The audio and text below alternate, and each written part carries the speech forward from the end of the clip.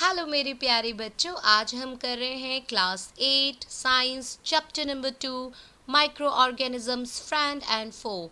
मतलब ये जो micro organisms bacteria virus fungi ये सब हमारे दोस्त भी हैं और दुश्मन भी हैं। दोस्त कैसे हैं? अब भाई लैक्टोबैसिलस बैक्टीरिया से हम लोग दही बना पाते हैं, यीस्ट डाल के हम लोग खमन ढोकला बना पाते हैं। तो जो चीज़ें हमारे लिए ज़रूरत की हैं वो हमारी दोस्त हो गई, और जो चीज़ें हमें नुकसान पहुंचाती है वो हमारी दुश्मन हो गई। जैसे कुछ वायरस हमें नुकसान पहुंचाते हैं, कुछ फंगे हमें नुकसान पहुंचाते हैं, फूड पॉइजन कर देते हैं। जैसे ब्रेड सड़ जाती है, उस सड़ी हुई ब्रेड को हम खाएंगे तो हमें फूड पॉइजन हो जाएगा। तो इस तरीके से अब ये चैप्टर को मैं बहुत अच्छे से वीडियो में समझा चुकी हूँ। आज हम इसकी एक्सरसाइज करेंगे सॉल्व। तो देखो, सबसे पहला क्वेश्चन है फिल इन द ब्लैंक्स। तो यहाँ पर मैंने आंसर्स नीचे लिखे हुए हैं, चलो वन बाय वन इनको एक्सप्लेन करते हैं।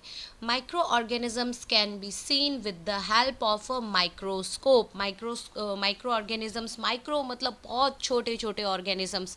अब आप देखो अपने क्यों बोलते हैं हैंड वॉश करो, क्योंकि भाई हाथों में जर्म्स होते हैं बहुत सारे, और वो हमें अपनी नेकेड आइज का मतलब खुली आंखों से नज़र नहीं आते। तो उनको देखने के लिए हम माइक्रोस्कोप का यूज़ करते हैं। सेकंड है blue green algae fix dash directly from air to enhance fertility of soil. बच्चों, फर्टिलिटी ऑफ सॉइल का मतलब होता है सॉइल की उपजाऊता। सॉइल कितने अच्छे से फसल को उगाएगा। तो जब मैं वीडियो बना रही थी तब भी मैंने आपको एक्सप्लेन किया था कि नाइट्रोजन की बहुत ज़्यादा ज़रूरत होती है अगर प्लांट्स को बहुत अच्छे से ग्रो करना है। तो नाइट्रोजन को फिक्स कर देते हैं ब्लू ग्रीन algae। फिर देखो, alcohol is produced with the help of. तो अल्कोहल भी माइक्रो ऑर्गेनिजम्स की मदद से बनता है। क्यों? क्योंकि माइक्रो ऑर्गेनिजम्स किसी भी नेचुरल ग्लूकोज को सड़ा कर फर्मेंटेट करके उसमें से बदबू निकलने लगती है, और उसमें से काफ़ी अमाउंट ऑफ एनर्जी प्रोड्यूस होती है, और इसीलिए वो अल्कोहल बना पाता है। जैसे कि आपने सुन रखा होगा गुड़ में से बनती है, शुगर केन के जूस में से बनती है। तो इन सारी चीज़ों में से क्या बनती है? शराब, अल्कोहल। फिर देखो, cholera is caused by bacteria. तो बच्चों, कॉलेरा एक बीमारी है जो बैक्टीरिया से कॉज होती है। चलो अब बढ़ते हैं नेक्स्ट क्वेश्चन, क्वेश्चन नंबर 2 की तरफ। तो क्वेश्चन नंबर 2 की तरफ है टिक द करेक्ट आंसर। तो yeast is used in the production of. तो बताइए हम किस चीज़ के प्रोडक्शन में यीस्ट को यूज़ करते हैं? सोचिए सोचिए जल्दी से। तो यहाँ पर आंसर दिया हुआ है, यीस्ट को हम यूज़ करते हैं अल्कोहल के प्रोडक्शन में। ठीक है, अल्कोहल के प्रोडक्शन में हम यीस्ट को यूज़ करते हैं। देन नेक्स्ट है the following is an antibiotic. देखो बच्चों, बायोटिक का मतलब होता है जितने भी लिविंग माइक्रो ऑर्गेनिजम्स होते हैं और उनको मारने के लिए उनके विरोधी जो यूज़ करते हैं हम, दैट इज़ एंटीबायोटिक। ठीक है, तो यहाँ पर कौन सा एंटीबायोटिक होता है? तो देखो मैं आपको यहाँ पर आंसर बताती हूँ। The answer will be streptomycin. बच्चों, आपने एजिथ्रोमाइसिन का नाम सुन रखा होगा। तो ये जो माइसिन वर्ड यूज़ होता है ये हमेशा एंटीबायोटिक के लिए यूज़ होता है। तो ऑप्शन सेकंड जो है वो करेक्ट है। Carrier of malaria causing protozoan. तो अब मुझे ये बताइए कि भाई मलेरिया किससे होता है? तो मलेरिया मच्छर के काटने से होता है, और वो भी कैसी मच्छर? Female anopheles mosquito. तो जैसे फीमेल्स खून चूसती है ना मेल्स का, बिल्कुल उसी तरह से ये फीमेल मच्छर खून चूस लेती है। इसके जो स्टिंग होता है उसके अंदर, इसके लेग्स पे, इसके स्टिंग में प्रोटोजोआन करके जो माइक्रो ऑर्गेनिजम्स होते हैं वो ये कैरी करती है, और उसको इंसानों के ब्लड में इंजेक्ट कर देती है, जिसके कारण मलेरिया फैलता है। फिर है next, the most common carrier of communicable diseases is. तो सबसे आसानी से कौन कम्युनिकेबल डिजीजेस? कम्युनिकेबल डिजीज़ का मतलब होता है बच्चों ऐसी डिजीज़ जो बड़ी आसानी से फैल जाती है एक से दूसरे के ऊपर। तो देखो, स्पाइडर का तो कोई लेना देना होता नहीं है हमसे कि भाई आकर हमें टच करके जाए। एंड चींटी से भी हम बच जाते हैं, और फिर ड्रैगन फ्लाई भी मतलब ना के बराबर। हाउस फ्लाई यानी मक्खी हमारे खाने पे बैठती है, गंदगी पे बैठती है, इधर उधर घूमती रहती है। तो हाउस फ्लाई सबसे ज़्यादा कॉमन कैरियर है कम्युनिकेबल डिजीजेस के लिए। फिर है द ब्रेड और idli dough rises because of. तो ये जो हम ब्रेड और इडली का डो मतलब जो हम आटा लगाते हैं, गूंदते हैं, वो क्यों फूल जाता है बच्चों? तो देखो यहाँ पर इसका आंसर है this is the answer, growth of yeast cells. तो यीस्ट सेल्स क्या करते हैं, रेस्पायर करते हैं और वो कार्बन डाइऑक्साइड जब बाहर निकाल देते हैं, तो इसी के कारण, ग्रोथ ऑफ यीस्ट सेल के कारण ये फूल जाता है आटा। The process of conversion of sugar into alcohol is called, तो मैंने अभी अभी आपको बताया है, शुगर यानी मिठास, जो भी नेचुरल ग्लूकोज है, चाहे वो गन्ने का रस हो, गुड़ हो, तो अंगूर हो, ग्रेप्स, आपने सुना होगा शराब को अंगूर की बेटी कहा जाता है। तो इस प्रोसेस को हम बोलते हैं फर्मेंटेशन। फर्मेंटेशन मतलब सड़ा देना। अब देखो बढ़ते हैं आगे। क्वेश्चन नंबर 3 है हमारे साथ में, match the following organisms. Column 1 में ऑर्गेनिज्म है, कॉलम 2 में ये क्या करते हैं, इनका फंक्शन बता रखा है। तो देखो हम करेक्ट पेयरिंग कर लेते हैं यहाँ पर। बैक्टीरिया क्या करता है बच्चों, अभी अभी हमने मतलब ऑप्शंस में देखा, एमसीक्यूज में, तो बैक्टीरिया क्या करता है, कॉलेरा कॉज करता है। राइजोबियम बैक्टीरिया, आपको मैंने वीडियो में डायग्राम बना के समझाया था कि किस तरीके से राइजोबियम बैक्टीरिया प्लांट्स के रूट नोड्यूल्स के अंदर रहते हैं। प्लांट के रूट के अंदर, स्पेशली वो भी कौन से प्लांट्स, पल्सेस वाले प्लांट्स, दालों के प्लांट्स के रूट्स के अंदर ये रहते हैं और इनका काम होता है फिक्सिंग ऑफ नाइट्रोजन। फिर है लैक्टोबैसिलियस, तो ये क्या करते हैं, दही जमाने में हमारी मदद करते हैं, सेटिंग ऑफ कर्ड। फिर है यीस्ट, यीस्ट अभी अभी हमने देखा, baking of bread. A protozoan, ये क्या करते हैं, मलेरिया कॉज करते हैं। और वायरस क्या करता है बच्चों, एड्स कॉज करता है। एड्स यानी HIV एड्स कहा जाता है। एड्स का फुल फॉर्म होता है एक्वायर्ड इम्यूनो डेफिशिएंसी सिंड्रोम, जिसके कारण इंसान की रोग प्रतिरोधक कारक क्षमता बहुत कम हो जाती है और उसको कोई भी बीमारी आसानी से लग जाती है और बहुत ही ज़्यादा पैमाने पे लग जाती है और इससे उसकी जान चली जाती है। अब देखो question number 4, can micro organisms be seen with the naked eye. भाई अभी अभी तो हमने सबसे पहले ही शुरुआत फिल इन द ब्लैंक से की थी, तो माइक्रो ऑर्गेनिजम्स को हम नहीं देख सकते। If not how can they be seen, तो सीधी सीधी बात है, no, microorganisms can not be seen by naked eye as they are very small and are called microbes. वो बहुत छोटे होते हैं इसीलिए तो उनको माइक्रोब्स कहते हैं प्यार से। They can be seen with the help of microscope, और उन्हें हम सिर्फ माइक्रोस्कोप की मदद से देख सकते हैं। अब क्वेश्चन नंबर 5 देखते हैं, what are the major groups of microorganisms. तो माइक्रो ऑर्गेनिजम्स के मेजर ग्रुप कौन से हैं, तो यहाँ पर देखो बच्चों, हम इसको 4 मेजर ग्रुप्स में क्लासिफाई कर रहे हैं। तो ये होते हैं bacteria, fungi, protozoan and some algae. तो यहाँ पे हम इनको यहाँ पे 4 मेजर ग्रुप्स लिखे हुए हैं बच्चों, आप प्लीज़ एक और इंक्लूड कर देना, 5 होते हैं, 1 इज़ वायरस। ठीक है, आप लिखते समय एक और इंक्लूड कर दीजिएगा, वायरस। अब देखिए आगे बढ़ते हैं, name the micro organisms which can fix atmospheric nitrogen in the soil. बच्चों अभी अभी हमने बात की थी, फिल इन द ब्लैंक्स में भी बात की थी, मैच ए विद बी में भी बात की थी कि राइजोबियम बैक्टीरिया या फिर ब्लू ग्रीन अलगे जो होते हैं सॉइल के अंदर प्रेजेंट होते हैं। एटमॉस्फेरिक नाइट्रोजन का मतलब होता है जो नाइट्रोजन एटमॉस्फेयर में प्रेजेंट होता है। नाइट्रोजन एक गैस है जो 78% प्रेजेंट होती है एटमॉस्फेयर में, ये डायरेक्टली ज़मीन में आके मिक्स नहीं होती है।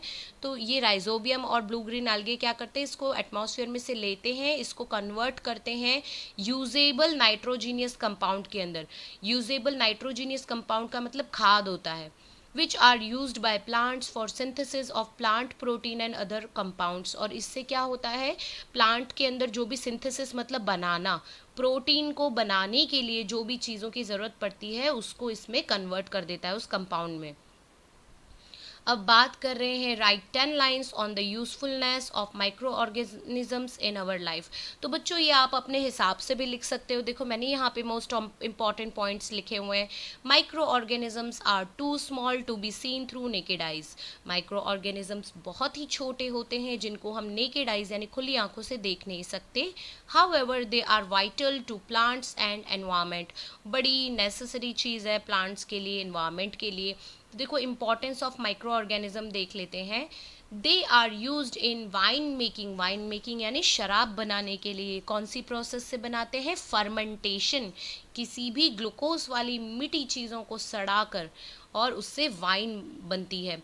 बेकिंग, भाई आप लोगों को केक और ये सब तो इतना पसंद है ना, तो ये सब माइक्रो ऑर्गेनिजम्स की मदद से बनता है। फिर पिकलिंग, और and other food making processes. तो जो भी हम लोग क्या करते हैं, तो पिकलिंग का मतलब क्या होता है, अचार डालना। तो अचार भी क्या होता है बच्चों, अचार भी आप कितने महीनों तक खाते हो, तो अचार भी क्या होता है, एक तरह से खट्टा हो जाता है, सड़ जाता है और उसको हम खाते हैं। तो पिकलिंग के लिए भी माइक्रो ऑर्गेनिजम्स की ज़रूरत पड़ती है। अब देखो, alcoholic fermentation by yeast is widely used in the preparation of wine and bread. तो हम लोग क्या करते हैं, ब्रेड और इन सब को बनाने के लिए और अल्कोहल को बनाने के लिए यूज़ करते हैं यीस्ट का। A bacterium lactobacillus promotes the formation of curd. तो दही जमाने के लिए हम लैक्टोबैसिलियस बैक्टीरिया की मदद लेते हैं। Microbes are use to reduce pollution. अब क्या होते हैं, माइक्रो ऑर्गेनिजम्स जितनी भी गंदगी होती है एटमॉस्फेयर में से उसको खा जाते हैं, उसको क्या कर देते हैं, डिकम्पोज कर देते हैं, तो उसके कारण पॉल्यूशन कम हो जाता है। They are used to increase the soil fertility by fixing the atmospheric nitrogen। तो यहाँ पे आ गए राइजोबियम बैक्टीरिया की बात, ब्लू ग्रीन अलगे की बात, कि भाई वो क्या करते हैं, एटमॉस्फेयर में से नाइट्रोजन को ज़मीन में फिक्स कर देते हैं। Microbes are also useful in preparing many medicine and antibiotics. तो बहुत सारी मेडिसिन बनाने के लिए, वैक्सीन बनाने के लिए, एंटीबायोटिक बनाने के लिए भी इनकी ज़रूरत पड़ती है। Certain microbes are also used in biological treatment of sewage and industrial effluent। तो बच्चों, ये जो गंदा पानी ये सब हम निकालते हैं हमारी इंडस्ट्रीज़ में से, तो ये गंदा पानी आगे जाके नदियों में मिक्स हो जाएगा और नदियों को ख़राब कर देगा। तो हम ऐसे माइक्रो ऑर्गेनिजम्स का यूज़ करते हैं जो इन पानी को क्या कर दे, थोड़ा सा साफ कर दे या सही कर दे। अब देखो, बात करते हैं नेक्स्ट क्वेश्चन की। Right a short paragraph on the harms caused by micro organism. तो हम एक शॉर्ट पैराग्राफ लिख लेते हैं कि भाई किस तरीके से माइक्रो ऑर्गेनिजम्स हमारी लाइफ के लिए हार्मफुल हैं। तो देखो, micro organisms are harmful in many ways. Some of microorganisms cause diseases. बहुत सारे माइक्रो ऑर्गेनिजम्स हमें डिजीज़ कॉज कर देते हैं, जैसे कि सल्मोनेला टाइफी टाइफॉइड कॉज करता है, ठीक है। तो इस तरीके से अलग अलग जो हमारे माइक्रो ऑर्गेनिजम्स होते हैं वो हमें बीमार करते हैं, और ऐसे बीमार करने वाले माइक्रो ऑर्गेनिजम्स को हम क्या कहते हैं, देखो, in human beings, plants and animals such disease causing micro organisms are called pathogens. तो ऐसे डिजीज कॉजिंग माइक्रो ऑर्गेनिजम्स को हम पैथोजेंस कहते हैं। Some micro organism spoil food, clothing and leather.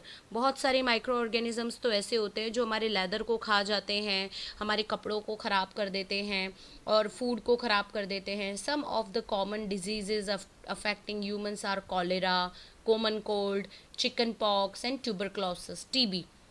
Several microorganisms not only cause diseases in humans but also in animals। कुछ microorganisms तो humans पे ही नहीं बल्कि एनिमल्स पे भी डिजीज कॉज करते हैं। तो देखो, एक मिनट, यस, डिजीज कॉज करते हैं। तो देखो यहाँ पर देख लेते हैं एग्जांपल्स फॉर एनिमल्स के अंदर। For example, anthrax is a dangerous human and cattle disease called by a bacterium. Disease causing micro organisms in plant like wheat, rice, potato, sugarcane, orange, Apple, other reduce the yield of crops. तो आपने अक्सर ऐसा बहुत बार सुना होगा, किसानों की फसल खराब हो गई, तो बच्चों क्या होता है, फसल के अंदर कीड़े लग जाते हैं या माइक्रो ऑर्गेनिजम्स उसको क्या कर देते हैं, खराब कर देते हैं। बहुत इंपॉर्टेंट क्वेश्चन है, व्हाट आर एंटीबायोटिक्स। हमारी लाइफ के लिए भी बहुत ज़रूरी है, क्योंकि अक्सर हम बीमार होते हैं, डॉक्टर हमें क्या देते हैं खाने के लिए, antibiotics. What precautions must be taken while taking antibiotics. अब बच्चों, अगर हम दवाई खा रहे हैं और उसके साथ में कोई प्रिकॉशन नहीं ले रहे हैं, तो वह फिर एंटीबायोटिक हमारा कोई भी काम ढंग से करेगी नहीं, हमारे शरीर को अच्छे से ठीक करेगी नहीं। तो देखते हैं क्या है precautions. The medicines that kill or stop the growth of disease causing microorganisms are called antibiotics। तो ऐसी दवाई जो डिजीज कॉजिंग माइक्रो ऑर्गेनिजम्स को रोक देती है या मार देती है उसे हम एंटीबायोटिक कहते हैं। एग्जाम्पल याद रखिएगा, स्ट्रेप्टोमाइसिन, टेट्रासाइक्लिन एक्सेट्रा। प्रिकॉशन कौन कौन से लेने चाहिए हमें, देखो डॉक्टर क्या बोलते हैं, antibiotic should be taken only on the advice of qualified doctor. ये घरेलू डॉक्टर बनना नहीं है कि भाई हम तो घर में से दवाई का इन्वेंशन कर लेंगे, ये बिल्कुल गलत बात है। डॉक्टर जो बोलते हैं उसी हिसाब से हमें डोज लेने चाहिए। One must finish the course prescribe by the doctor. अगर डॉक्टर ने कहा है 3 दिन तक ये दवाई सुबह शाम लेनी है, तो फिर लेनी है। फिर ऐसा नहीं है एक दिन में आपको ठीक लगने लगा और आपने मान लिया कि भाई हम ठीक हो गए, बाकी दिन की दवाई हमें नहीं लेनी है। Antibiotics must be avoided when not needed और इन रॉन्ग डोज। तो एंटीबायोटिक बस घर में पड़ी हुई थी और कुछ भी हो गया, हाँ पहले भी तो डॉक्टर ने दवाई दी थी और खा ली, तो ये कभी मत कीजिएगा। इससे क्या हो जाएगा, बहुत ज़्यादा शरीर को नुकसान हो जाएगा। तो स्टूडेंट्स, यहाँ पे हमारे इस चैप्टर की एक्सरसाइज फिनिश होती है। आई होप आपको बड़े अच्छे से समझ में आ गई होगी। So if you like my video, please like, share and subscribe your favourite channel knowledge is wisdom.